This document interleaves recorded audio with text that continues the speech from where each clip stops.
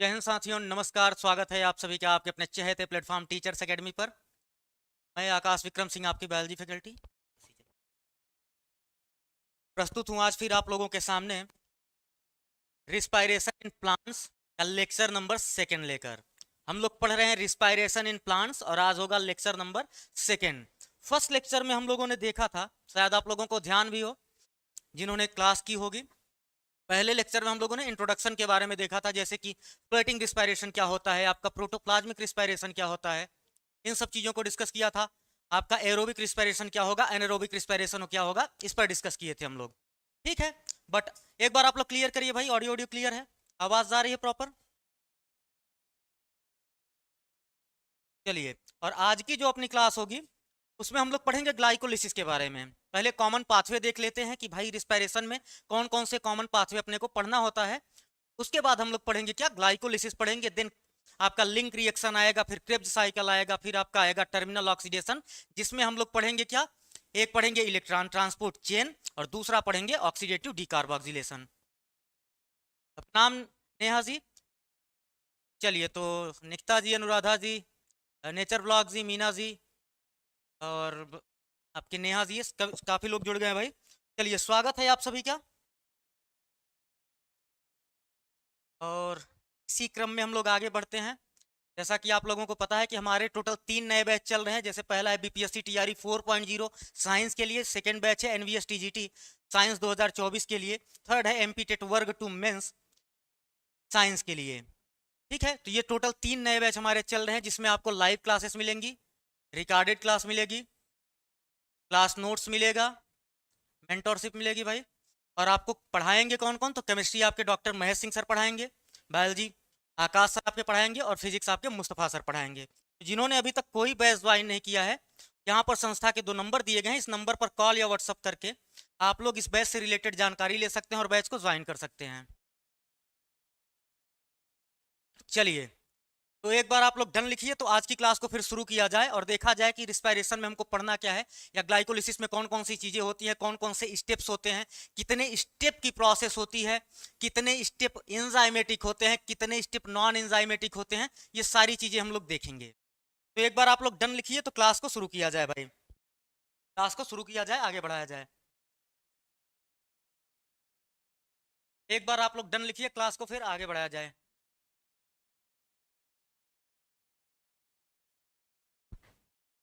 तो जैसा कि कल की क्लास में हम लोगों ने पढ़ा था रिस्पायरेशन का इंट्रोडक्टरी पार्ट, आज हम लोग कॉमन पाथवे देखेंगे रिस्पायरेशन का। कॉमन पाथवे की बात करेंगे, मेनली एरोबिक रिस्पायरेशन की बात कर रहे हैं हम लोग। कॉमन पाथवे की बात हो रही है मेनली किसकी, एरोबिक रिस्पायरेशन की बात हो रही है।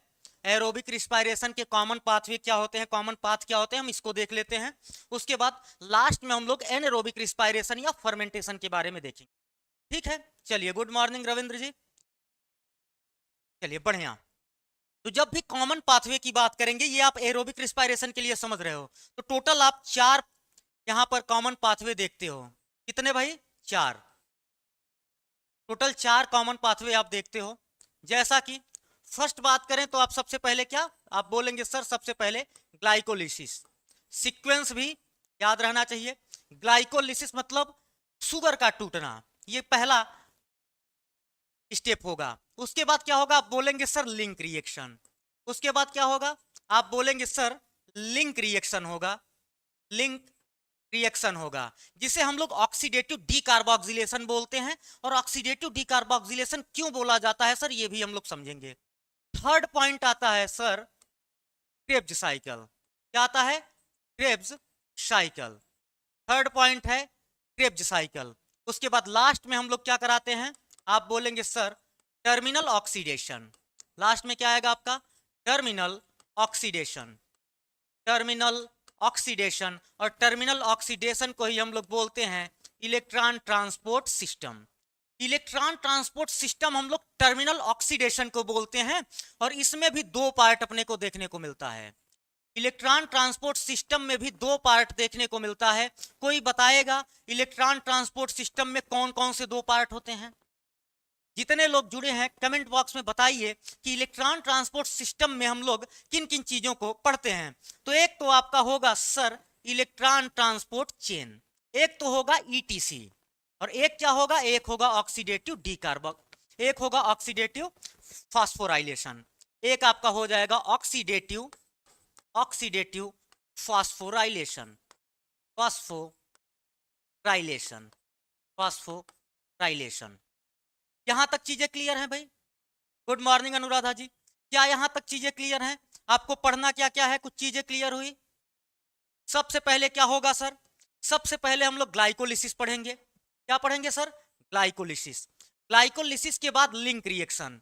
अभी लिंक रिएक्शन नाम की है ये भी समझा दूंगा। Then Krebs cycle sir. उसके बाद हम लोग टर्मिनल ऑक्सीडेशन पढ़ते हैं या इलेक्ट्रॉन ट्रांसपोर्ट सिस्टम पढ़ते हैं। इलेक्ट्रॉन ट्रांसपोर्ट सिस्टम के दो पार्ट होते हैं सर, एक होता है इलेक्ट्रॉन ट्रांसपोर्ट चेन और एक होता है ऑक्सीडेटिव फास्फोराइलेशन। एक होगा सर ऑक्सीडेटिव फास्फोराइलेशन। देखिए होता क्या है, यहां पर ग्लूकोज टूटेगा, पायरुविक एसिड का दो मॉलिक्यूल बनेगा। एक ग्लूकोज टूटा, पायरुविक एसिड के दो मॉलिक्यूल बने सर।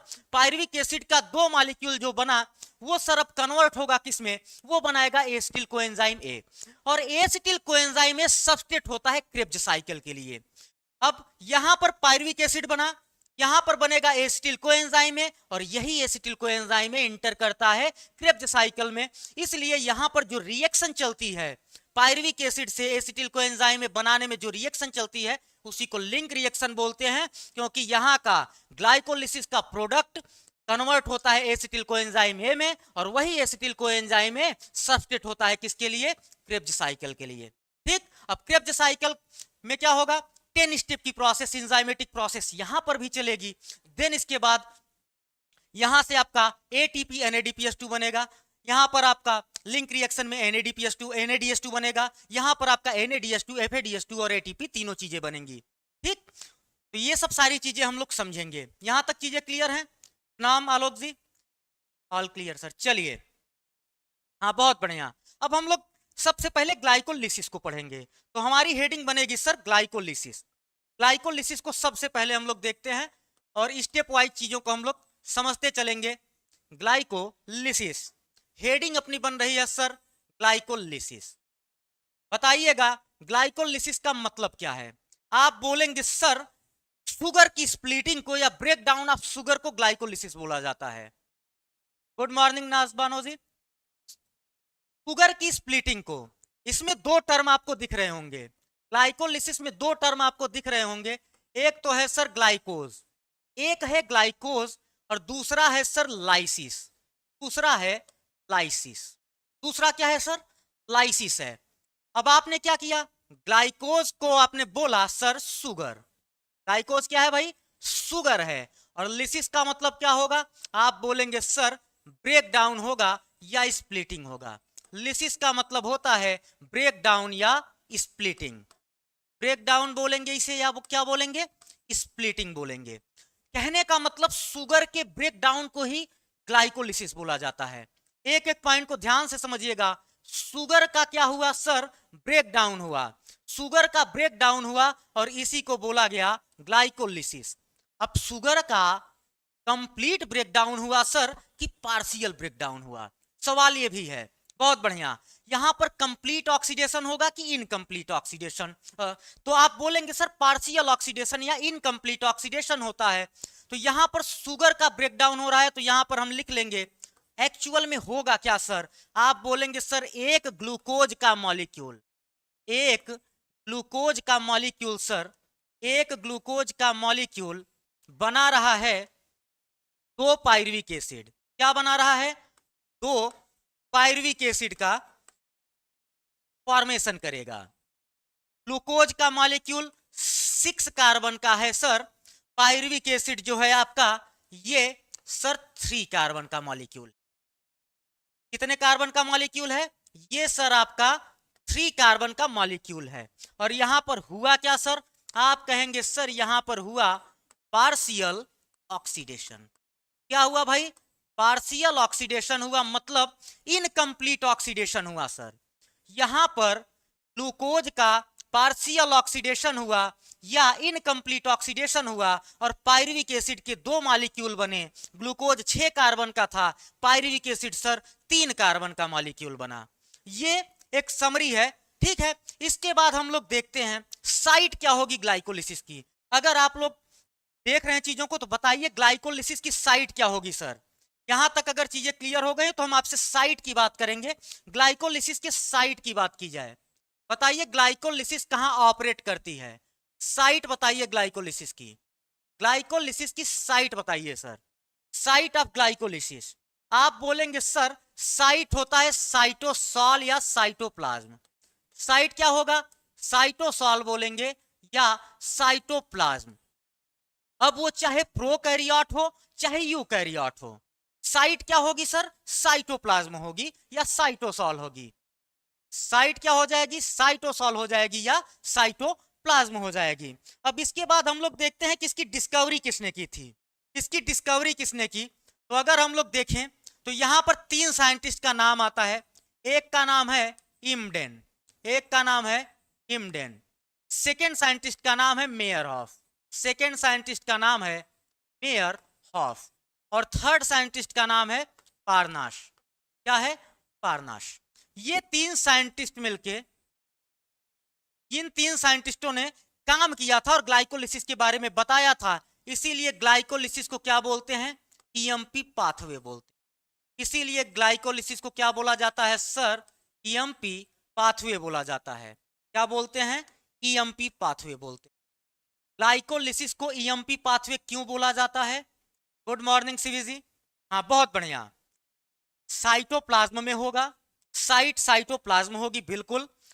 3 साइंटिस्ट वर्क किए थे, इम्डेन, मेयरहॉफ और पारनास। इसलिए इसको क्या बोलते हैं, ईएमपी पाथवे बोला जाता है। इसको फंडामेंटल साइकिल बोली जाती है, इसको कोर साइकिल बोली जाती है। बट यहां पर हमने साइकिल नहीं लिखा है, पाथवे लिखा है। रीजन क्या है सर, हम ईएमपी को पाथवे, गुड मॉर्निंग महबूब आलम जी, ईएमपी को पाथवे बोलते हैं, साइकिल क्यों नहीं बोल रहे हैं। ईएमपी पाथवे है, साइकिल क्यों नहीं है सर, बताइएगा। ईएमपी, हाँ हाँ, साइंटिस्ट के नेम पर नाम दिया गया है। सवाल मेरा यह है सर कि इसे ईएमपी पाथवे बोलते हैं, ईएमपी साइकिल क्यों नहीं बोलते, ईएमपी पाथवे क्यों बोला जाता है, बताइएगा। तो भी लोग जुड़े हैं, जवाब दीजिए। इसको ईएमपी पाथवे बोला जाता है, साइकिल क्यों नहीं बोला जाता।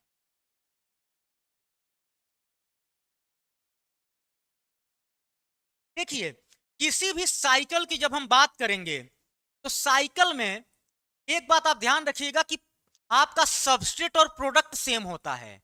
साइकिल में सबस्ट्रेट और प्रोडक्ट सेम होगा। अगर क्रेब्ज साइकिल की बात करें सर, क्रेब्ज साइकिल की अगर बात कर लें हम लोग, इसमें आपका सबस्ट्रेट क्या होगा, एसिटिल कोएंजाइम में होगा। एसिटिल कोएंजाइम में सबस्ट्रेट होगा, बाद में साइकिल चलेगी, फिर से एसिटिल कोएंजाइम ए ही बनता है। तो साइकिल में हमेशा सर सबस्ट्रेट और प्रोडक्ट दोनों सेम होते हैं। सबस्ट्रेट और प्रोडक्ट क्या होते हैं, सेम होते हैं। बट ईएमपी में ऐसा नहीं होता, बट ईएमपी में ऐसा नहीं होता, क्योंकि ये पाथवे होता है। इसमें सबस्ट्रेट और प्रोडक्ट अलग अलग हैं। सबस्ट्रेट आपका ग्लूकोज है और प्रोडक्ट आपका पायरुविक एसिड है। प्रोडक्ट क्या है सर, पायरुविक एसिड है, बहुत बढ़िया। हाँ, साइकिल में सबस्ट्रेट और प्रोडक्ट सर सेम होता है। ये पाथवे इसलिए बोला जा रहा है क्योंकि यहां पर ग्लूकोज आपका सबस्ट्रेट है और प्रोडक्ट आपका पायरुविक एसिड है। कुछ चीजें क्लियर हुई यहां तक, शायद यहां तक चीजें क्लियर हुई हो। ठीक, थर्ड पॉइंट की बात करते हैं या अगले पॉइंट की बात कर लेते हैं। ईएमपी पाथवे के बाद हम लोग नेक्स्ट पॉइंट की बात करते हैं। तो ये क्या होता है, ये कॉमन होता है, कॉमन बिटवीन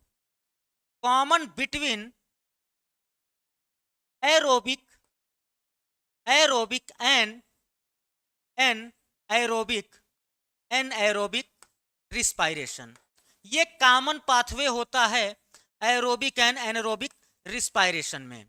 एरोबिक और एनारोबिक रिस्पायरेशन में ये कैसा होता है, कॉमन पाथवे होता है। अगर एनारोबिक रिस्पायरेशन है तब भी ग्लाइकोलिसिस चलेगी, एरोबिक रिस्पायरेशन है तब भी ग्लाइकोलिसिस चलेगी। बहुत बढ़िया, जवाब आप लोगों के बहुत अच्छे आ रहे हैं। तो ये common between aerobic and anaerobic respiration होगा। आप बताइए क्या यहां पर कहीं पर O2 कंज्यूम होगा, कहीं पर CO2 रिलीज होगा, क्या बताइएगा। आप लोग जवाब दीजिए, क्या यहां पर कहीं पर ऑक्सीजन का यूटिलाइजेशन होगा और कार्बन डाइऑक्साइड रिलीज होगा क्या। आप बोलेंगे sir no, no oxygen consumed, no oxygen consumed and no CO2 released. No CO2 released. Glycolysis की खास बात है सर, यहां पर ना तो ऑक्सीजन कंज्यूम होता है, ना ही कार्बन डाइऑक्साइड रिलीज होता है, ना ही कार्बन डाइऑक्साइड सर रिलीज होता है, ना ही कार्बन डाइऑक्साइड क्या होगा, रिलीज होगा। क्या यहां तक ये देखो जनरल से टर्मिनोलॉजी है, कुछ क्या है पॉइंट्स हैं, फैक्ट्स हैं, अभी पूरा का पूरा पाथवे अपने को पढ़ना है, बट ये फैक्ट्स बताना जरूरी था। बताइए क्या यहां पर कहीं पर भी कोई ऑक्सीजन कंज्यूम हुआ, आप बोलेंगे नहीं सर। कोई CO2 रिलीज हुआ, नहीं सर। ये कॉमन होगा एरोबिक और एनारोबिक, EMP पाथवे बोलते हैं। साइट इसका क्या होगा सर, साइटोप्लाज्म होगा। साइट क्या हो जाएगा सर, साइटोप्लाज्म हो जाएगा। चलिए अब हम बात करते हैं एक्चुअल में पाथवे की। अब बात करते हैं पाथवे की। गुड मॉर्निंग रश्मि जी। अब हम लोग बात करते हैं सर पाथवे के बारे में, देखते हैं। अब आया एक्चुअल खेल। अब क्या होगा एक्चुअल खेल, बताइए सबस्ट्रेट क्या होगा, आप बोलेंगे सर ग्लूकोज। हमने यहां पर लिख लिया सबस्ट्रेट होगा ग्लूकोज। ग्लूकोज सबस्ट्रेट होगा। ग्लूकोज से बनेगा क्या सर, ग्लूकोज से बनेगा सर ग्लूकोज 6 फॉस्फेट। ग्लूकोज से बनेगा सर ग्लूकोज 6 फॉस्फेट।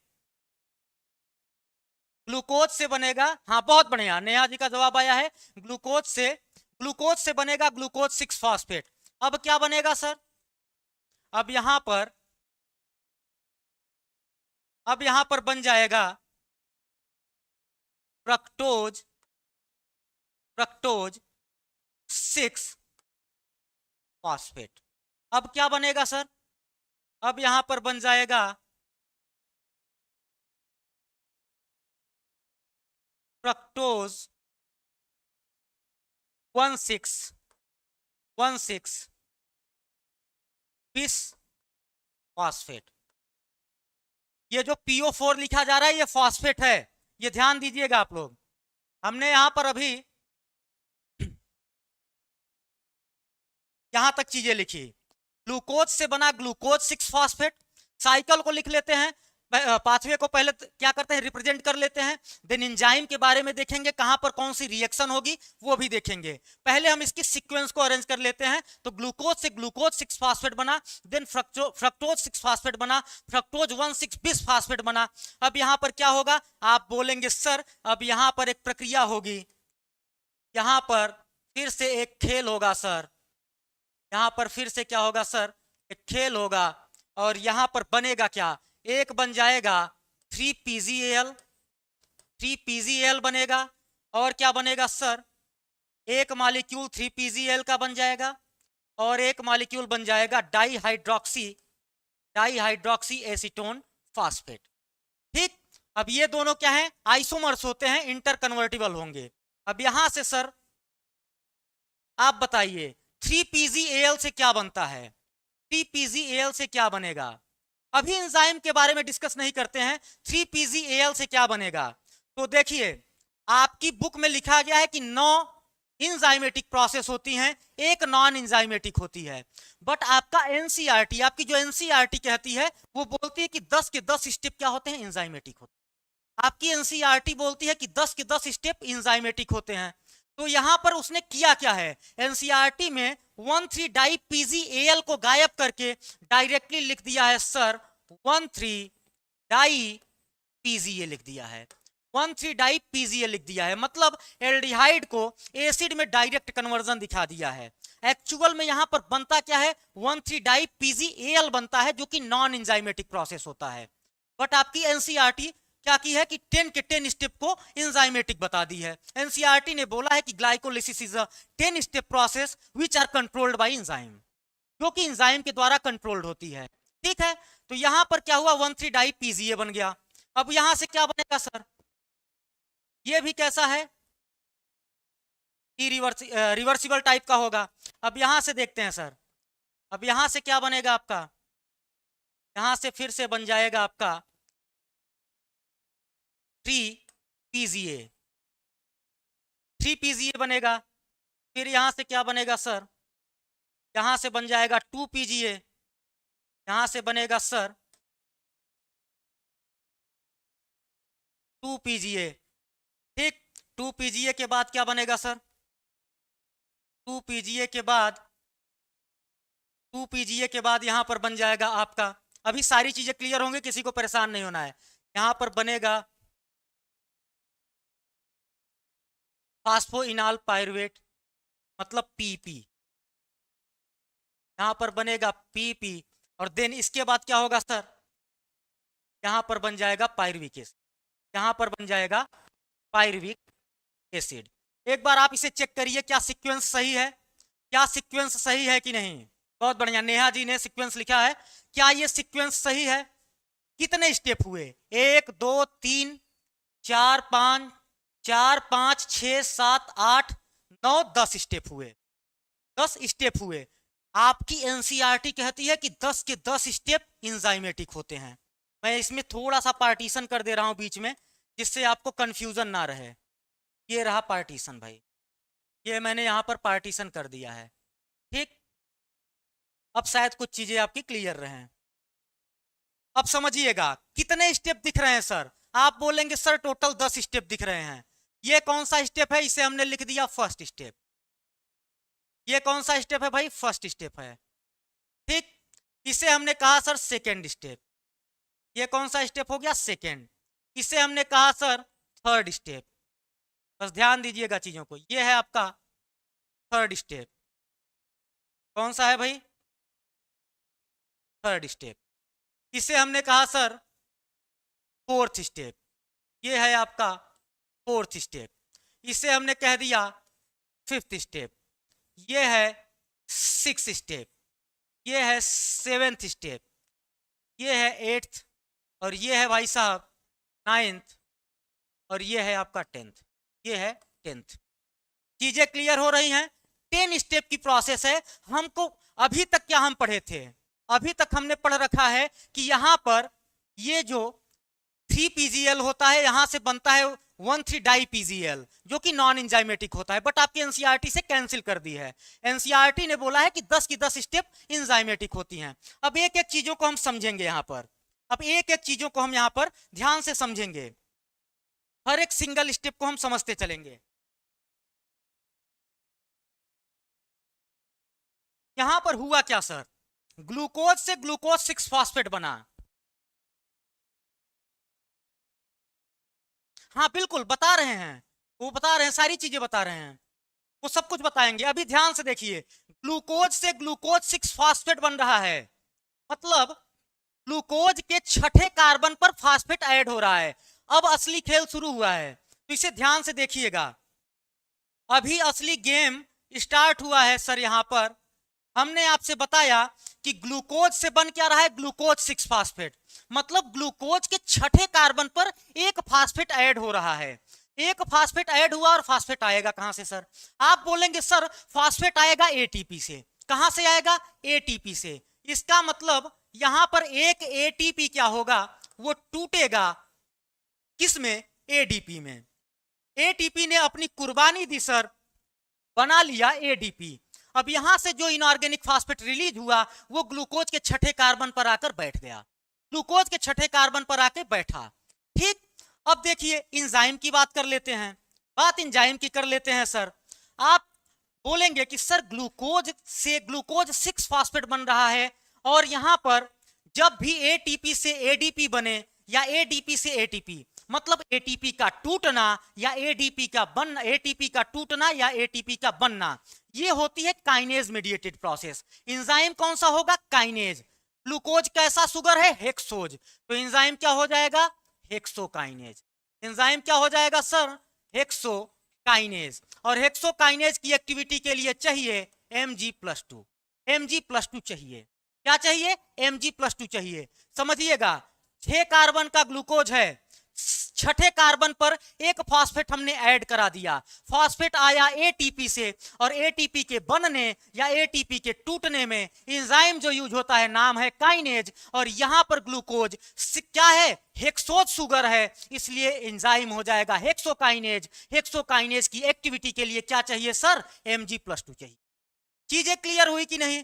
अब देखते हैं सर, यहां पर हमने देखा सर कि ग्लूकोज 6 फॉस्फेट से फ्रक्टोज 6 फास्फेट बन रहा है सर, आइसोमर है। क्या है सर? आइसोमरेज जैसी एक्टिविटी है, आइसोमर है, ये दोनों एक आइसोमर होते हैं। ग्लूकोज 6 फास्फेट और फ्रक्टोज 6 फास्फेट क्या है?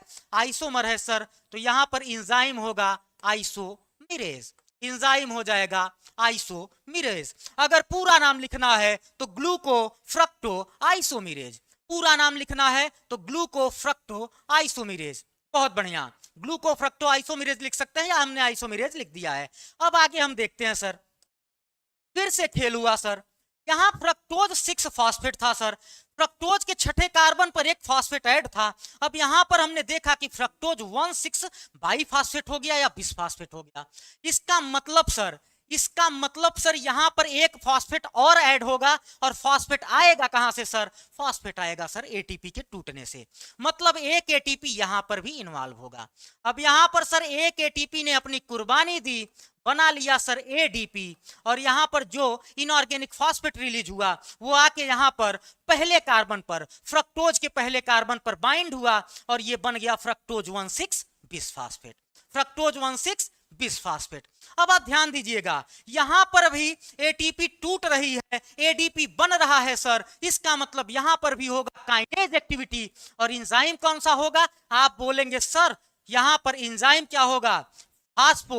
फास्फेट के क्या हो रहा है? यहां फास्फेट ग्रुप लगा हुआ है फ्रक्टोज के साथ, तो एंजाइम क्या होगा? फास्फो फ्रक्टोकाइनेज। एंजाइम का नाम होगा सर फास्फो फ्रक्टोकाइनेज, और इसकी एक्टिविटी के लिए चाहिए सर Mg+2। कुछ चीजें क्लियर हुई? एंजाइम का नाम होगा फास्फो फ्रक्टोकाइनेज, क्यों? क्योंकि यहां पर एक फास्फेट ऑलरेडी अटैच था, यहां पर दूसरा फास्फेट जुड़ रहा है। ऐसा फ्रक्टोज है जिसपे ऑलरेडी फास्फेट था, अब ऐसे फ्रक्टोज जिस पर फास्फेट अवेलेबल है वहां फास्फेट जोड़ने के लिए एंजाइम जो यूज होगा, एंजाइम होगा फास्फोफ्रक्टोकाइनेज, फास्फोफ्रक्टोकाइनेज। हर बात की मीनिंग है यहां पर कुछ ना कुछ। एंजाइम हमने लगा दिया फास्फोफ्रक्टोकाइनेज PFK। अब यहां पर फ्रक्टोज 1,6 बिसफास्फेट बन गया है सर। हमने यहां पर देखा सर, हमने यहां पर देखा कि ये फ्रक्टोज 1,6 बाई फास्फेट टूट जा रहा है 2 मॉलिक्यूल में, टूट रहा है सर 2 मॉलिक्यूल में। किसमें टूटा सर? 2 मॉलिक्यूल में टूट गया सर। किसमें? एक तो 3PgAl में, एक डाइहाइड्रोक्सी एसीटोन फास्फेट में। आप बोलेंगे सर 3PgAl और डाइहाइड्रोक्सी एसीटोन फास्फेट में टूटा, या तो 2 मॉलिक्यूल 3PgAl के बन जाएंगे, क्योंकि ये भाई साहब इसमें कन्वर्ट हो सकते हैं। तो यहां पर हम एक चीज लिख सकते हैं सर, इसके कितने मॉलिक्यूल? आप बोलेंगे सर 2 मॉलिक्यूल, तो इसके भी 2 मॉलिक्यूल, इसके भी सर 2 मॉलिक्यूल, इसके भी सर 2 मॉलिक्यूल, और यहां पर सर इसके भी 2 मॉलिक्यूल, इसके भी 2 मॉलिक्यूल। चीजें क्लियर हो रही हैं? अब देखिए यहां पर हुआ क्या सर, यहां पर एक एंजाइम काम करता है सर, जो कि फ्रक्टोज 1,6 बिसफास्फेट को तोड़ देता है 3PgAl और DHAP में। एंजाइम का नाम है एल्डोलेज, एंजाइम का नाम है एल्डोलेज। कौन सा एंजाइम होगा सर? एल्डोलेज। एक बात ध्यान में रखिएगा, केमिस्ट्री जब हम लोग पढ़ते हैं तो पढ़ते हैं सर एल्डोल कंडेंसेशन, केमिस्ट्री में हम लोग सर पढ़ते हैं एल्डोल कंडेंसेशन। एल्डोल कंडेंसेशन में होता क्या है कि आपका क्या होगा, कीटोन और एल्डिहाइड की बीच की रिएक्शन होती है और फ्रक्टोज 1,6 बिसफास्फेट बनता है। मतलब एल्डिहाइड और कीटोन की रिएक्शन होती है, उस टाइम पर ये चीजें बनती हैं। बट इसका मतलब फ्रक्टोज 1,6 बिसफास्फेट क्या है? ये एल्डोल कंडेंसेशन का प्रोडक्ट है, और इस प्रोडक्ट को हमने तोड़ा है इस फॉर्म में, तो एंजाइम होगा एल्डोलेज। एंजाइम कौन सा होगा सर? एल्डोलेज। एल्डोल कंडेंसेशन के प्रोडक्ट को हमने 2 पार्ट में तोड़ दिया, नाम है 3PgAl और क्या है? Dihydroxy acetone phosphate. ठीक है, अब यहां से 3 कार्बन के मॉलिक्यूल शुरू हो गए, यहां से 3 कार्बन के मॉलिक्यूल आपके शुरू हुए। बहुत बढ़िया, जवाब आप लोगों के अच्छे आ रहे हैं। अब यहां पर एल्डोलेज ने इसे तोड़ दिया, स्प्लिट कर दिया। एक यहां पर देखो, एक यहां पर आपका स्टेप गायब हुआ है। यहां 3PgAl से बनता है 1,3 डाइPgAl, यहां पर बनता है 1,3 डाइPgAl। बहुत बढ़िया, अभी हम सब बताएंगे कहां रिवर्सिबल है कहां इरिवर्सिबल है। 3PgAl से बनता है 1,3 डाइPgAl, बट वो स्टेप हमने गायब कर दिया क्योंकि एनसीईआरटी ने हटा दिया है, एनसीईआरटी ने उसे रखा नहीं है। एनसीईआरटी अपनी लाइन एक लिख दी है कि ग्लाइकोलाइसिस 10 स्टेप प्रोसेस है और ऑल स्टेप क्या है, वो एंजाइम कंट्रोल्ड हैं। और यहाँ पर जो आपकी 5वीं स्टेप दिखती थी वो क्या हुई, वो नॉन एंजाइमेटिक थी। तो हमने 5वां स्टेप यहाँ पर माना किसे, यहाँ पर 3PgAl कन्वर्ट हो सकता है डाईहाइड्रोक्सी एसीटोन फास्फेट में, और डाईहाइड्रोक्सी एसीटोन फास्फेट कन्वर्ट हो सकता है 3PgAl में। तो यहाँ पर जो एंजाइम काम करेगा सर, यहाँ पर एंजाइम होगा आइसोमेरेज। यहाँ पर 5वें स्टेप में एंजाइम हो जाएगा सर आइसोमेरेज। क्या होगा, आइसोमेरेज होगा। ठीक, अब यहाँ पर आइसोमेरेज ने अपना काम कर दिया, ये कन्वर्ट हो गए इसमें, मतलब इसके 2 मॉलिक्यूल हो गए। अब ये 2 मॉलिक्यूल से बना रहा है 1,3-डाई-PGA। आप बताइए एल्डिहाइड से एसिड बनता है, एल्डिहाइड से एसिड बनता है तो ऑक्सीडेशन होता है कि रिडक्शन? एल्डिहाइड से एसिड बनेगा तो ऑक्सीडेशन होगा कि रिडक्शन? बताइएगा, एल्डिहाइड से एसिड बनेगा तो ऑक्सीडेशन होगा कि रिडक्शन? ऑक्सीडेशन होगा कि रिडक्शन? एल्डिहाइड से एसिड बनेगा तो ऑक्सीडेशन होगा कि रिडक्शन भाई?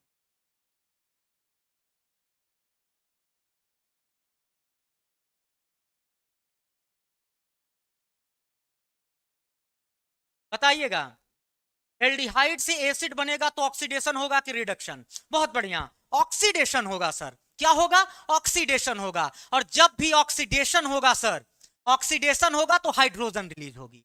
ऑक्सीडेशन होगा सर तो हाइड्रोजन रिलीज होगी, और हाइड्रोजन को एक्सेप्ट करने वाला सुटेबल एक्सेप्टर कौन सा होता है? आप बोलेंगे सर NAD होता है। इसका मतलब सर यहां पर अगर हम यहां पर देखें सर, तो यहां पर आपका क्या होगा, NAD। यहां पर सर आपका NAD कन्वर्ट हो जाएगा NADH2 में, NADH2 में, NAD कन्वर्ट होगा NADH2 में। यहां पर 2 मॉलिक्यूल आपका 3PgAl है, तो यहां पर क्या होगा, 2NAD कन्वर्ट होगा 2NADH2 में, 2NAD कन्वर्ट हो जाएगा 2NADH2 में, 2NADH2 में। अब मेरा एक, हाँ गुड मॉर्निंग,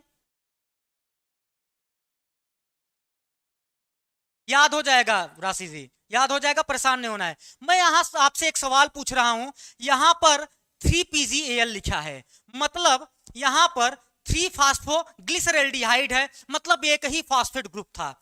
यहां पर 1,3-डाई-PGA हो गया, मतलब 1,3-डाई-फास्फोग्लिसरिक एसिड हो गया। तो यहां पर एक फास्फेट आया कहां से, एक फास्फेट कहां से आया सर? यहां पर डिहाइड्रोजिनेज की एक्टिविटी है, एंजाइम भी बताऊंगा। आप बताइए एक फास्फेट कहां से आया सर, एक फास्फेट कहां से आया? और 2 मॉलिक्यूल है तो 2 फास्फेट की जरूरत पड़ेगी। यहां हमने NAD से तो फास्फेट लिया नहीं है, NAD तो फास्फेट देगा नहीं, ATP यहां दिख नहीं रहा है, तो यहां फास्फेट देगा कौन? बताइएगा, यहां पर फास्फेट कौन देगा? इस 3PgAl को फास्फेट देगा कौन कि ये कन्वर्ट हो जाएगा 1,3-डाई-PGA में? फास्फेट कौन देगा सर? फास्फेट देगा कौन? आप बोलेंगे सर H3PO4। कौन फास्फेट देगा? H3PO4। यहां पर 2 फास्फेट देगा, यहां पर H3PO4 फास्फेट देगा। और लिखने के लिए हम क्या लिख लेंगे, 2H3PO4।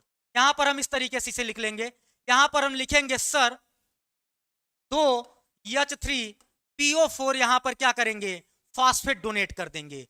2H3PO4 sir phosphate donate कर दिए, 2H3PO4 ने फास्फेट डोनेट किया, और यहां पर क्या हुआ, क्योंकि 2 मॉलिक्यूल है तो 1,3-डाई-PGA बन गया। हमने यहां पर एल्डिहाइड से एसिड भी बना लिया, फास्फेट को ऐड भी करा दिया। एंजाइम कौन सा होगा सर, क्योंकि यहां पर हाइड्रोजन निकल रहा है, तो एंजाइम होगा डिहाइड्रोजिनेज। एंजाइम होगा सर डिहाइड्रोजिनेज, एंजाइम हो जाएगा सर डिहाइड्रोजिनेज। एंजाइम कौन सा हुआ सर, डिहाइड्रोजिनेज एंजाइम हो जाएगा। अभी बता रहे हैं भाई, सबस्ट्रेट लेवल यहां पर होगा, अभी इसको देखिए आप, यहां पर डिहाइड्रोजिनेज एंजाइम यूज हुआ, सबस्ट्रेट लेवल भी बता रहा हूं भैया, आप देखो यहां पर। अब ये 1,3-डाई-PGA जब कन्वर्ट होगा 3PGA में, 1,3-डाई-PGA कन्वर्ट हुआ 3PGA में, मतलब इसके पास 2 फास्फेट ग्रुप थे, यहां 3PGA के पास एक फास्फेट ग्रुप है, तो इसका मतलब ये अपना एक फास्फेट रिलीज करेगा, और जब अपना एक फास्फेट रिलीज करेगा यहां ADP से बनेगा ATP।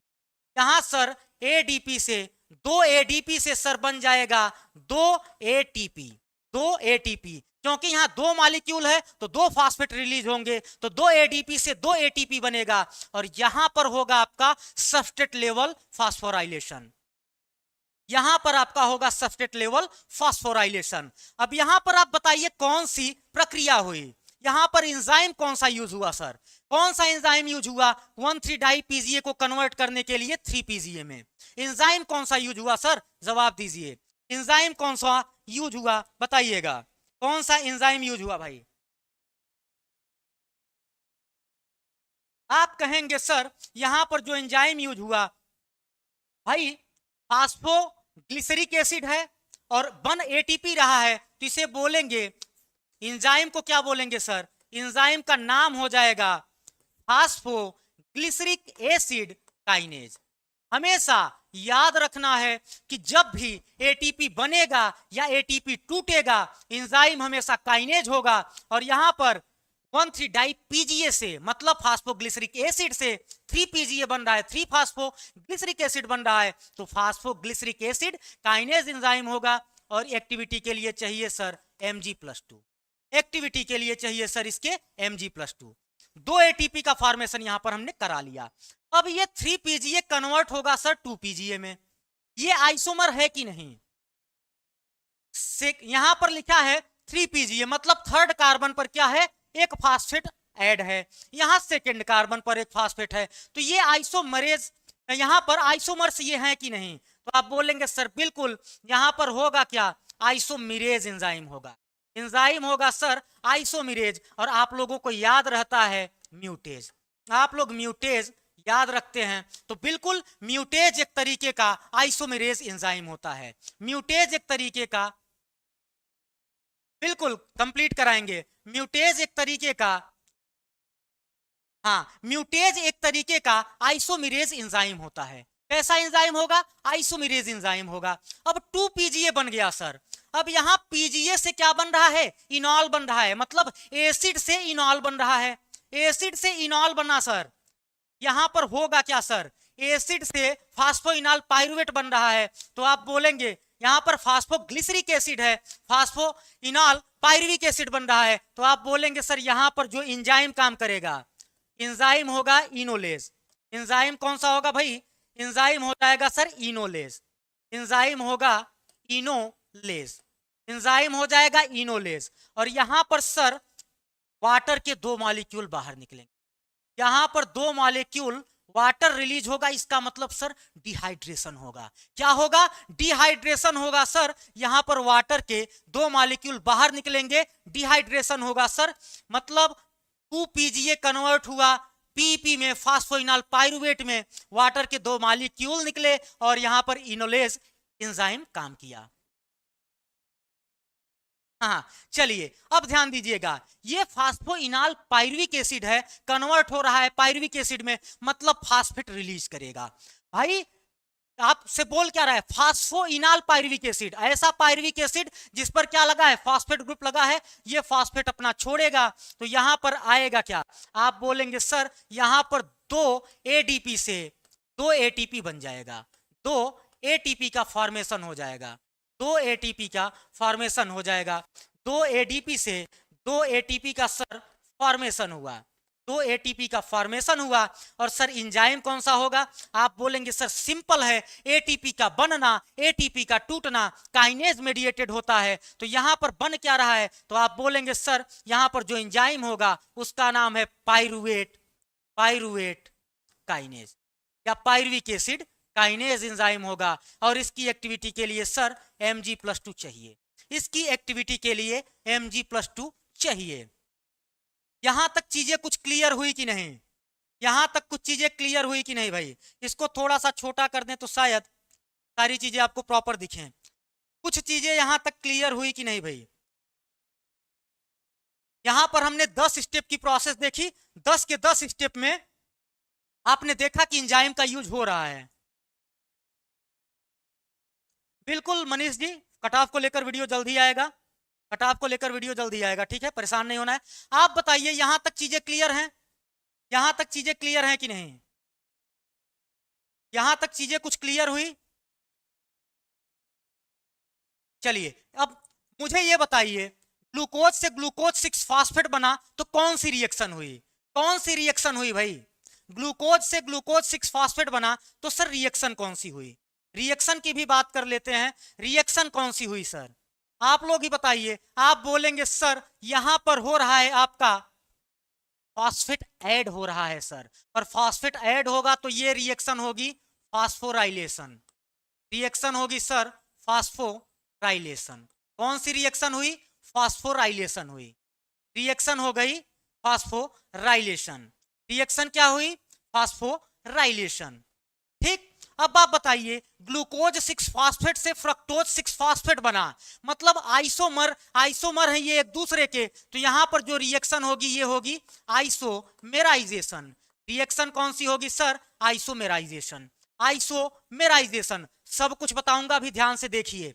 फ्रक्टोज 6 फास्फेट से सर यहां पर फ्रक्टोज 1,6 बाई फास्फेट बना सर। इसका मतलब एक फास्फेट ऐड हुआ, एक फास्फेट सर ऐड हुआ। क्या हुआ भाई, एक फास्फेट ऐड हुआ, तो यहां पर भी सर हुआ फास्फोराइलेशन।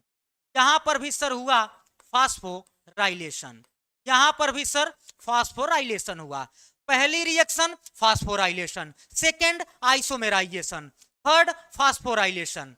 अब फोर्थ रिएक्शन की बात करें, यहां पर फोर्थ रिएक्शन क्या होगी, आप बोलेंगे सर क्लीवेज हो रही है। मैं इसे अलग से लिख देता हूं, इसे अलग से लिख देता हूं, क्योंकि यहां पर बहुत ज्यादा भीड़ बढ़ जाएगी भाई, तो मैं थोड़ा सा अलग से इसे लिखता हूं जिससे आपको भी डाउट न रहे।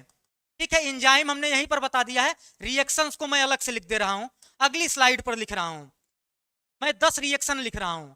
ये पहली रिएक्शन है, ये दूसरी रिएक्शन है, ये तीसरी रिएक्शन है, ये चौथी रिएक्शन है, ये पांचवी रिएक्शन है।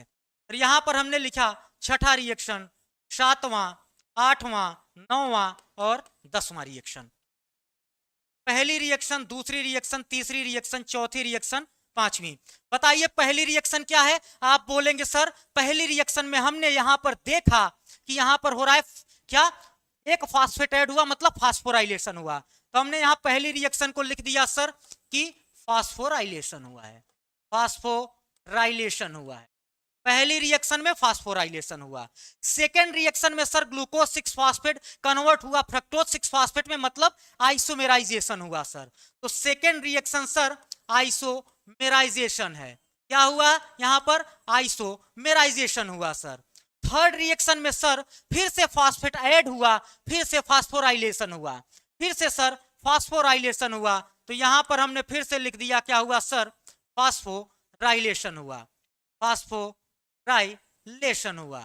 ठीक, अब फोर्थ रिएक्शन में हमने देखा सर, चौथी रिएक्शन में हमने देखा कि यहां पर फ्रक्टोज 1,6 फास्फेट टूट रहा है दो मॉलिक्यूल में, तो यहां पर होता है क्लीवेज रिएक्शन। क्या होता है सर, तो फोर्थ वाला आपका हो जाएगा क्लीवेज, क्लीवेज रिएक्शन। अरे भाई फ्रक्टोज 1,6 बाई फास्फेट टूट रहा है 3PgAl में और डाइहाइड्रोक्सी एसीटोन फास्फेट में, तो क्लीवेज रिएक्शन हुई। अब हमने देखा पांचवी रिएक्शन की बात की सर, यहां पर फिर से आइसोमेराइजेशन है सर, क्योंकि 3PgAl और डाइहाइड्रोक्सी एसीटोन फास्फेट आइसोमर्स हैं। तो यहां पर फिर से क्या हो जाएगा, पांचवी रिएक्शन हो जाएगी आइसोमेराइजेशन, आइसोमेराइजेशन। अब छठी रिएक्शन की बात करें सर, छठे, सातवीं, आठवीं, नौवीं और 10वीं की बात कर लें।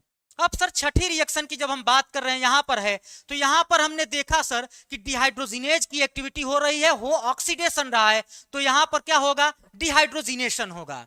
छठी रिएक्शन में क्या हो रहा है सर, यहां पर हाइड्रोजन रिलीज हो रहा है, ऑक्सीडेशन की प्रोसेस हो रही है, एल्डिहाइड से एसिड बन रहा है। इस कारण से सर यहां पर जो रिएक्शन होगी वो होगी डिहाइड्रोजिनेशन की। कौन सी रिएक्शन होगी, डिहाइड्रोजिनेशन की रिएक्शन होगी। तो छठे में आपका हो जाएगा डिहाइड्रोजिनेशन, डिहाइड्रोजिनेशन, यहां पर हो गया डिहाइड्रोजिनेशन। अब 7वें स्टेप की बात करें, यहां पर सर 2 एडीपी से 2 एटीपी बन रहा है, डाई पीजीए कन्वर्ट हुआ आपका 3 PGA में, 1,3 डाई पीजीए 3 PGA में कन्वर्ट हुआ। इसका मतलब सर सबस्ट्रेट के लेवल पर एटीपी बना। सबस्ट्रेट के लेवल पर जब एटीपी बनता है सर, तो इसे बोलते हैं एसएलपी या सबस्ट्रेट लेवल फास्फोराइलेशन। हो तो फास्फोराइलेशन ही रहा है, एटीपी का टूटना या एटीपी का बनना एटीपी का टूटना या बनना क्या बोला जाएगा, वहां पर काइनेज एक्टिविटी देखने को मिलेगी, ये हमको देखने को मिल रहा है। एटीपी बन रहा है तो फास्फोराइलेशन तो है सर, फास्फेट ग्रुप क्या है, फास्फोराइलेशन तो है सर।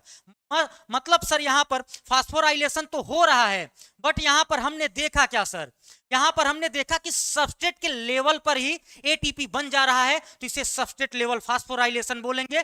और 7वां स्टेप होगा आपका एसएलपी, जिसे बोलते हैं सर सबस्ट्रेट, जिसे बोलते हैं substrate level phosphorylation, phosphorylation, substrate level phosphorylation, इसको सबस्ट्रेट लेवल फास्फोराइलेशन बोलेंगे। ठीक, अब ध्यान से देखिएगा, 8वें स्टेप की तरफ हम लोग चलते हैं भाई।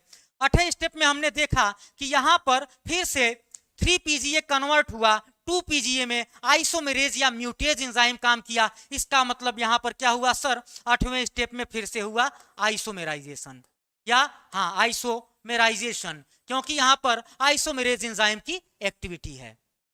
अभी मैं, हाँ बिल्कुल, डायरेक्ट एटीपी, सबस्ट्रेट के लेवल पर ही एटीपी बन जाना। क्या यहां पर जो एटीपी बनी, क्या यहां पर जो एटीपी का फॉर्मेशन हुआ, क्या ये इलेक्ट्रॉन ट्रांसपोर्ट चेन में गया? आप बोलेंगे नहीं सर, इसका मतलब ये सबस्ट्रेट के लेवल पर बना है, इसलिए एसएलपी हमने बोला। 8वें स्टेप में आइसोमेराइजेशन हुआ, क्योंकि यहां पर 3PGA क्या है, 2PGA में कन्वर्ट हुआ है, आइसोमर्स हैं ये, तो आइसोमेराइजेशन हुआ। अब 8वें स्टेप के बाद हम 9वें स्टेप की बात करते हैं। 2PGA कन्वर्ट हुआ फास्फोइनाल पाइरुवेट में, और यहां वाटर निकला है सर, वाटर निकला है। अगर वाटर निकला तो डिहाइड्रेशन की प्रॉब्लम। तो 9वां स्टेप आपका क्या है सर, डिहाइड्रेशन है। 9वां रिएक्शन आपका है सर डिहाइड्रेशन, क्योंकि वाटर बाहर निकला है, वाटर के 2 मॉलिक्यूल बाहर निकले हैं, तो यहां पर हुआ डिहाइड्रेशन। अब 10वें स्टेप की बात करें सर, फास्फोइनाल पाइरुवेट से पाइरुविक एसिड बना है, और यहां पर भी क्या हुआ है सर, एटीपी का फॉर्मेशन हुआ है, मतलब फास्फेट ग्रुप ऐड हुआ है एडीपी के पास, मतलब फास्फोराइलेशन हुआ है। बट कैसा फास्फोराइलेशन है सर, तो यहां फास्फोइनाल पाइरुवेट से बना है पाइरुविक एसिड, मतलब सबस्ट्रेट के लेवल पर फास्फोराइलेशन हुआ है, तो यहां पर भी हम लिखेंगे एसएलपी, यहां पर हमने लिख दिया एसएलपी। ये टोटल 10 स्टेप हमने देखा, 10 के 10 स्टेप हमने यहां पर देख लिए सर, और ये 10 के 10 स्टेप में कौन सी रिएक्शन चल रही है ये भी हमने यहां पर देख लिया है। एंजाइम हमने ऑलरेडी डिस्कस कर लिया है, एंजाइम हमने ऑलरेडी डिस्कस कर लिया है, एंजाइम हमने ऑलरेडी डिस्कस किया है। आप मुझे बताइए यहां पर, मतलब जो चीजें अभी आपको बताई गई, यहां पर कहीं किसी को कुछ डाउट हो तो बताइए भाई, यहां पर कहीं किसी को कुछ डाउट हो तो बताइए। तो कुछ इंपॉर्टेंट चीजें बतानी है, फिर उस पर हम चलते हैं, कुछ इंपॉर्टेंट चीजें बतानी है, फिर उस पर चलते हैं।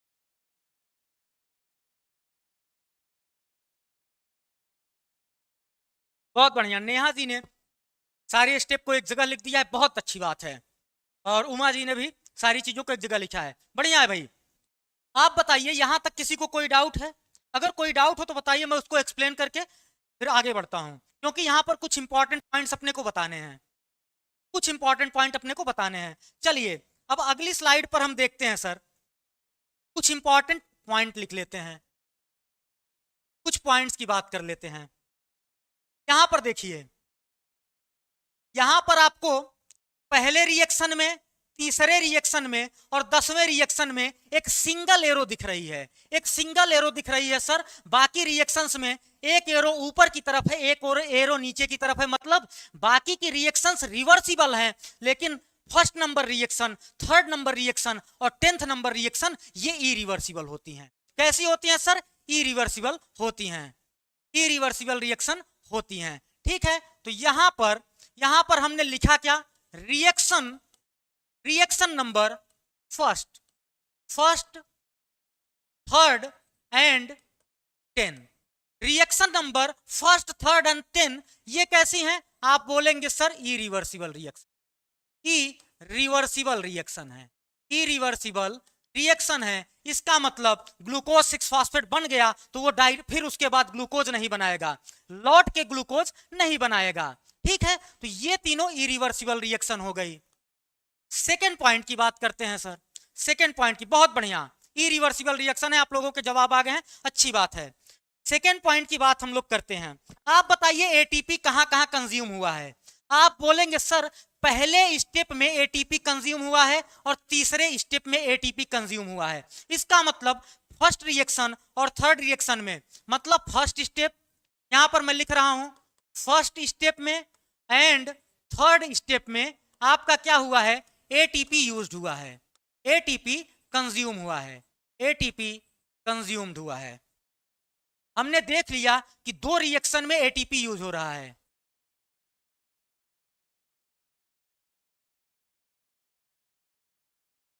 आपकी एंटी जेलसी यहां पर बताइए, यहां पर हमने बोला कि पहला और तीसरा जो रिएक्शन है इसमें एटीपी कंज्यूम हुआ है। आप लोगों ने ये चीजें देख ली हैं। यहां पर आप देख लीजिए कि एटीपी यहां पर कंज्यूम हुआ है। ठीक, अब हम लोग थोड़ा सा और आगे चलते हैं, थर्ड पॉइंट का डिस्कस करते हैं भाई, तीसरे पॉइंट को डिस्कस करते हैं। आप बोलेंगे सर रिएक्शन नंबर 6 या छठे स्टेप में हमने देखा कि एक, यहां पर हमने देखा छठे स्टेप में हमने देखा कि दो NaDH2 का फॉर्मेशन भी हुआ है सर।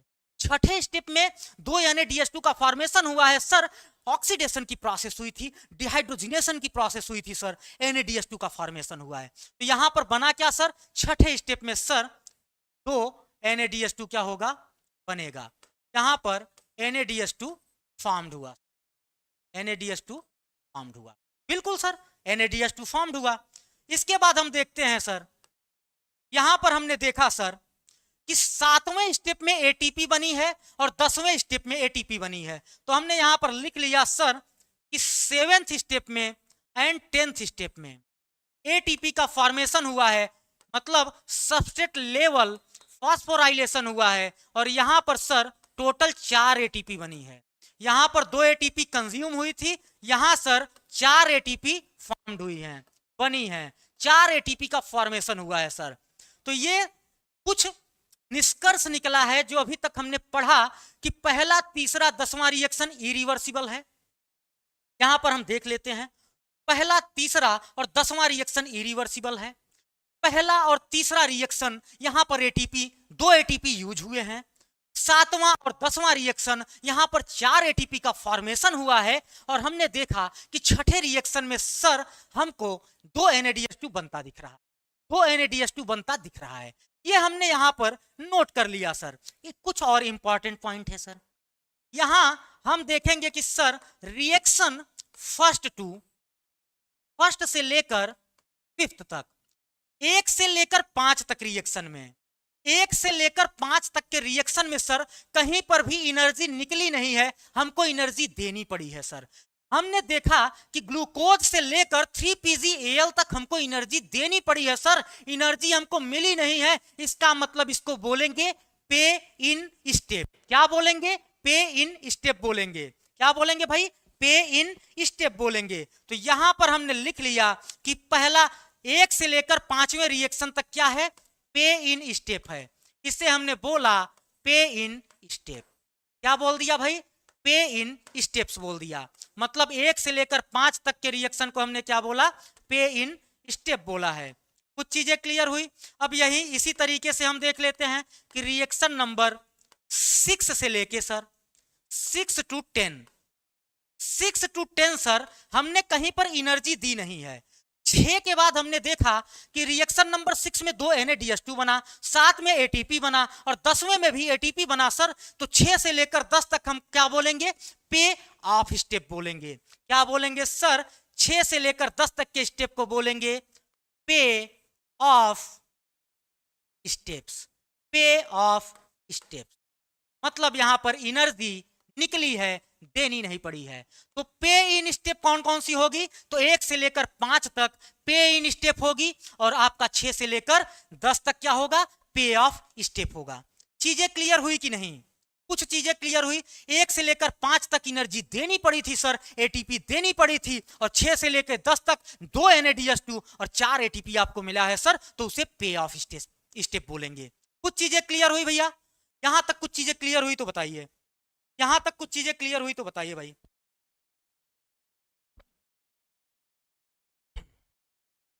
यहां तक चीजें क्लियर हुई तो बताइए, या किसी को कोई डाउट हो तो बताइए भाई। एकदम चैट बॉक्स रुका हुआ है भाई, नोट डाउन सभी लोग कर रहे हैं। अरे भाई PDF मिल जाएगा, सब नोट कर लीजिएगा। बताइए, यहां तक कोई डाउट हो तो बताइए। चलिए हम देखते हैं अगली स्लाइड को। अब हम एनर्जी बैलेंस शीट की बात करते हैं सर। एनर्जी क्या बना, क्या टूटा, एनर्जी बैलेंस शीट की बात करते हैं। एनर्जी बैलेंस शीट की बात कर लेते हैं। कितने एटीपी बने, कितने एटीपी टूटे। चलिए बहुत बढ़िया, यहां पर आप बताइए कितने एटीपी बने। आप बोलेंगे सर कुल मिला के हमको मिला क्या है, 2 NaDH2 मिला, 2 NaDH2 मिला प्लस 4 एटीपी मिला, 4 एटीपी मिला।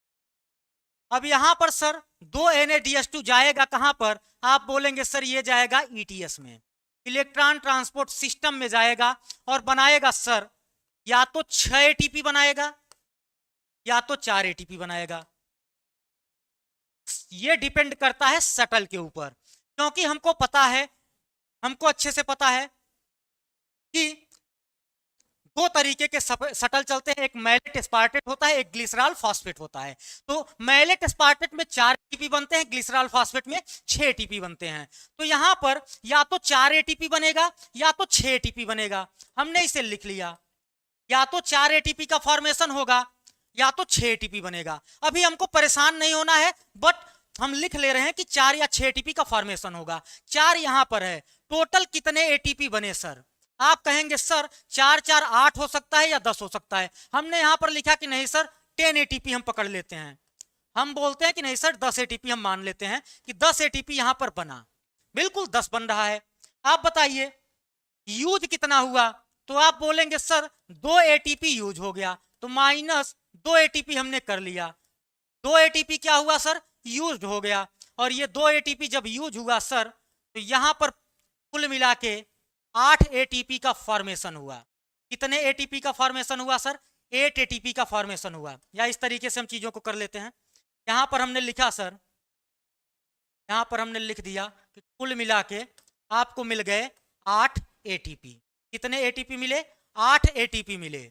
ये किसके थ्रू मिले सर, शटल मैकेनिज्म बाद में पढ़ाया जाएगा, क्योंकि ग्लिसरॉल फॉस्फेट शटल होता है, मैलेट एस्पार्टेट शटल होता है, तो वो लंबा प्रोसेस है। ठीक है, उसको जब ये टॉपिक एंड कर जाएगा ना, इलेक्ट्रॉन ट्रांसपोर्ट चेन जब पढ़ाएंगे, तो वहां पर शटल आपको बढ़िया से समझाऊंगा, सारी चीजें बढ़िया से समझाऊंगा। तो सेटल पर अभी बहुत परेशान नहीं होना है। अभी बस यहां पर चीजों को देखिए कि 2 NaDH2 बना था, तो वहां से या तो 4 एटीपी बनेगा या 6 एटीपी बनेगा। ये डिपेंड करता है सेटल के ऊपर। और 4 एटीपी आपका डायरेक्ट बना था, तो 10 एटीपी हमने लिखा, 2 एटीपी यूज हुआ, तो कुल मिला के आपको मिले कितने, 8 एटीपी मिले। ये नेट गेन होता है बट एरोबिक रिस्पायरेशन के लिए, ये नेट गेन होता है एरोबिक रिस्पायरेशन के लिए। ये 8 एटीपी क्या होता है, नेट गेन। इसे हम लिखेंगे net gain in aerobic respiration. Aerobic respiration condition में लिख दिया हूं भैया, ये नेट गेन एरोबिक रिस्पायरेशन के लिए है, ये नेट गेन एरोबिक रिस्पायरेशन के लिए है। ये नेट गेन मैंने एरोबिक रिस्पायरेशन के लिए लिखा है। ये 8 एटीपी का नेट गेन एरोबिक रिस्पायरेशन के लिए है, मैंने कहीं पर एनारोबिक का नाम नहीं लिया है। अगर आपसे पूछा जाए कि ग्लाइकोलिसिस में नेट गेन कितना होगा, तो 2 एटीपी का होगा। अगर आपसे पूछा जाए कि नेट गेन ग्लाइकोलिसिस में नेट गेन पूछा जाए बट एरोबिक रिस्पायरेशन मेंशन कर दे, तो आपको आंसर करना है 8 एटीपी या तो 6 एटीपी। रीजन क्या है, क्योंकि अगर आप एरोबिक रिस्पायरेशन की बात करेंगे तो इलेक्ट्रॉन ट्रांसपोर्ट सिस्टम की बात हो जाएगी, और यहां पर 2 NaDH2 से आपका 6 एटीपी बन जाएगा।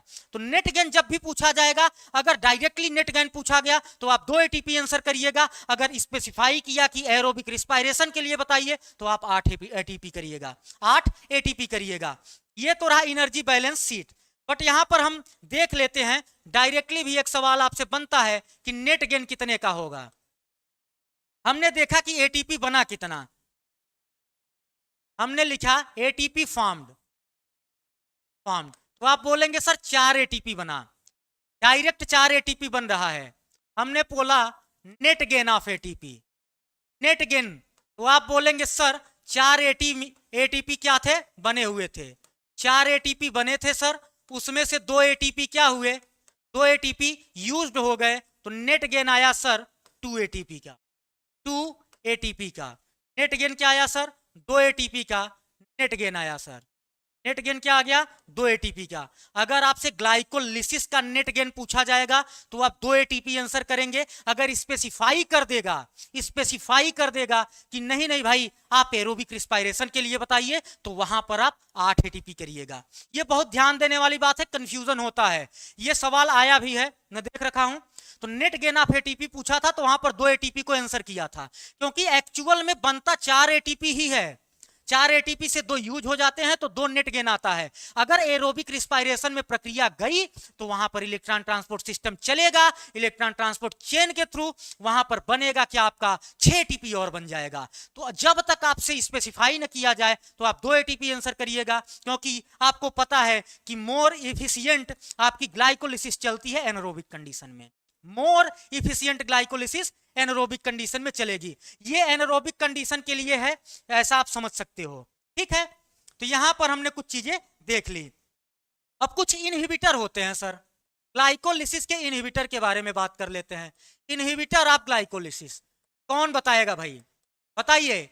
इनहिबिटर्स ऑफ ग्लाइकोलिसिस, ग्लाइकोलिसिस के इनहिबिटर के बारे में बताइए, नाम बताइए भाई। ग्लाइकोलिसिस के इनहिबिटर के बारे में आप लोग बताइए। Good afternoon Preeti ji, glycolysis का इनहिबिटर बताइए सर, इनहिबिटर ग्लाइकोलिसिस का।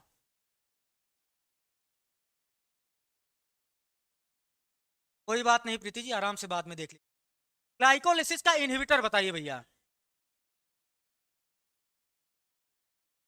माइलोनेट इनहिबिटर होता है किसके लिए, वो इनहिबिटर होता है सक्सिनिक डिहाइड्रोजिनेज के लिए।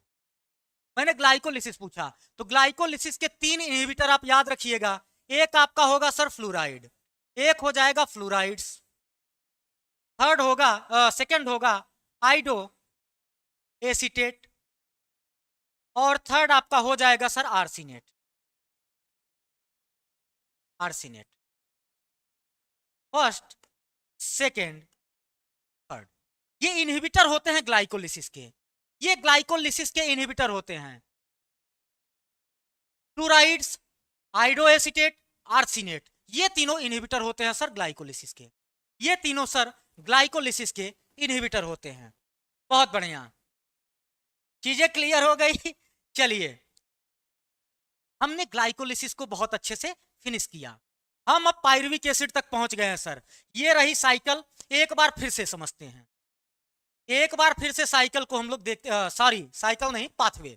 हम खुद भी गलत बोल देते हैं कभी कभी। पाथवे को एक बार फिर से देखते हैं। पाथवे में हमने देखा ग्लूकोज से glucose 6 phosphate, fructose 6 phosphate, fructose 1 6 bi phosphate, 3 PGL, then उसके बाद 1 3 di PGA, 3 PGA, 2 PGA, PEP, और आपका पायरुविक एसिड। आप बताइए ग्लूकोज कितने कार्बन का था, आप बोलेंगे सर 6 कार्बन का है। यहां पर पायरुविक एसिड जो बना ये 3 कार्बन का, मतलब 6 कार्बन का एक मॉलिक्यूल टूटा और 2 मॉलिक्यूल बने 3 कार्बन के। 3 कार्बन के कंपाउंड के 2 मॉलिक्यूल बन गए। ठीक है, ये चीजें हम लोगों ने देख ली, इंजाइम्स देख लिए, कहां क्या यूज होगा सब देख लिया। अब हम लोग पढ़ेंगे लिंक रिएक्शन। अरे भाई लिंक रिएक्शन भी पढ़ लिया जाए, लगे हाथ लिंक रिएक्शन भी पढ़ लिया जाए, क्या कहते हो, लिंक रिएक्शन भी पढ़ लिया जाए, लिंक रिएक्शन भी पढ़ लिया जाए, लिंक रिएक्शन भी पढ़ लिया जाए, लिंक रिएक्शन भी पढ़ लिया जाए। सर इनफ फॉर टुडे, अच्छा ठीक है। चलिए तो अब आज हम लोग इतना ही रखते हैं, अगर आप लोग की इच्छा नहीं है तो ठीक है, कोई दिक्कत नहीं है। अगर यहां तक किसी को कोई डाउट हो तो बताइए भाई, यहां तक अगर किसी को कोई डाउट हो तो बताइए। क्या यहां तक कोई डाउट है, जिसका जो भी डाउट हो कमेंट बॉक्स में डालिए, उसका जवाब देते हैं, फिर चलते हैं, आज की क्लास बंद करते हैं। ठीक है, चलिए।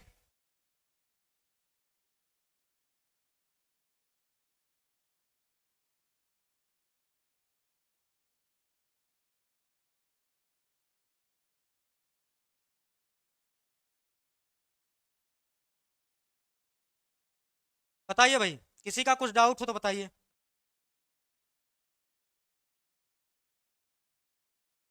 किसी का कुछ डाउट हो तो बताइए। चलिए, अब हम पायरुविक एसिड बना लिए, लिंक रिएक्शन में एसिटिल कोएंजाइम ए भी बनाना हम सीखेंगे। ठीक है, चलिए तो आज की क्लास को यहीं तक रखते हैं, ठीक है ना, क्योंकि आप लोग थक गए हैं शायद। और जैसा कि आप लोगों को पता है भाई, बैच से रिलेटेड जानकारी ले लेते हैं हम लोग। आपको पता है कि टोटल 3 नए बैच चल रहे हैं। एक है बीपीएससी टीआरई 4.0 साइंस के लिए, सेकंड है एनवीएस टीजीटी साइंस 2024 के लिए, थर्ड है एमपीटेट वर्क 2 मेंस के लिए। तो जिन्होंने अभी तक कोई भी बैच ज्वाइन नहीं किया है, तो यहाँ संस्था के 2 नंबर दिए गए हैं। इस नंबर पर कॉल या व्हाट्सअप करके आप लोग बैच से रिलेटेड जानकारी ले सकते हैं, बैच को ज्वाइन कर सकते हैं। आपको यहाँ पर टोटल 3 टीचर मिलेंगे। केमिस्ट्री के लिए doctor Mahesh Singh sir, physics के लिए आपके इंजीनियर हारिस मुस्तफा सर, और बायो के लिए मैं मिलूंगा, यानी कि आपके आकाश सर मिलेंगे। ठीक है भाई, चलिए तो आई थिंक किसी का कोई डाउट है नहीं, तो मिलेंगे हम लोग नेक्स्ट क्लास में। मिलेंगे भाई हम लोग नेक्स्ट क्लास में, हम लोग मिलेंगे। अगली क्लास में हम लोग की मुलाकात होगी। संडे प्रैक्टिस नहीं, संडे प्रैक्टिस अभी नहीं है महबूब आलम जी, अभी कल के लिए तो नहीं है। संडे प्रैक्टिस फर्दर आगे अगर जैसा भी होगा तो वो बताया जाएगा, ठीक है ना। और अभी तक अगर किसी ने वीडियो को लाइक नहीं किया तो वीडियो को लाइक कर दीजिए। आप लोग लाइक वाइक नहीं करते, और कमेंट जरूर किया करिए, कमेंट जरूर किया करिए, ठीक है। चलिए, प्रैक्टिस तब कराएंगे, प्रैक्टिस कराई जाएगी रविंद्र जी, प्रैक्टिस इसके बाद कराई जाएगी। अभी कुछ थियरी भी पढ़ लेते हैं, बीच में बहुत प्रैक्टिस की है, करीबन 30-40 प्रैक्टिस एक साथ की है, थ्योरी की क्लास ही नहीं हो पाई थी। तो कुछ थियरी भी पढ़ लेते हैं, 2-3 लेक्चर 4 लेक्चर थियरी पढ़ लेते हैं। कल हो सकता है लिंक रिएक्शन और क्रेब्स साइकिल दोनों खत्म कर दूं। कल हम लोग लिंक रिएक्शन और क्रेब्स साइकिल दोनों को उड़ा देंगे, ठीक है ना। तो कल आप लोगों को पढ़ के भी आना है, लिंक रिएक्शन और क्रेब्स साइकिल दोनों चीजें पढ़ के आनी है। हाँ बिल्कुल, कल आप लोगों को लिंक रिएक्शन और क्रेब्स साइकिल दोनों पढ़ के आना है। बड़े ही इंपॉर्टेंट और इंटरेस्टिंग है। देखिए चैप्टर थोड़ा सा वाहियात टाइप का है, मुझे भी पसंद नहीं था पहले, मैं भी पढ़ रहा था पहले, तैयारी करता था तो ये पसंद नहीं था बहुत, लेकिन ये है कि हम लोग इसको अच्छे से कर लेंगे। तो कल आप लोग चीज़ों को पढ़ के आइएगा। तो मिलेंगे हम लोग कल की क्लास में, या परसों की क्लास में, सॉरी मंडे की क्लास में मिलेंगे, अगली क्लास में मिलेंगे। तब तक आप लोग स्वस्थ रहिए, मस्त रहिए और पढ़ाई में व्यस्त रहिए। धन्यवाद, thank you all of you.